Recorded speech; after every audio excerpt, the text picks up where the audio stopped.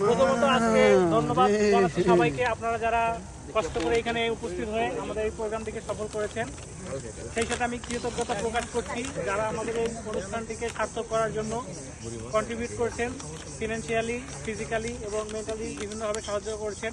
বিশেষত আমাদের স্ট্যান্ডিং কমিটির চেয়ারপারসন, বিয়ার ক্লাব চেয়ারপারসন এবং আমাদের স্ট্যান্ডিং কমিটির সকল সদস্যবৃন্দ, সেই সাথে আমাদের যারা এক্সিকিউটিভ কমিটির সদস্যবৃন্দ ছিলেন তারা কন্ট্রিবিউট করেছেন আমাদের কাউন্সিল মেম্বারবৃন্দ, আমাদের ক্লাব প্রেসিডেন্টবৃন্দ। আমি সকলের প্রতি কৃতজ্ঞতা জানাচ্ছি এবং আপনারা আমাদের সকলের জন্য দোয়া করবেন যেন আমরা আগামীতেও এই ধরনের প্রোগ্রাম করতে পারি।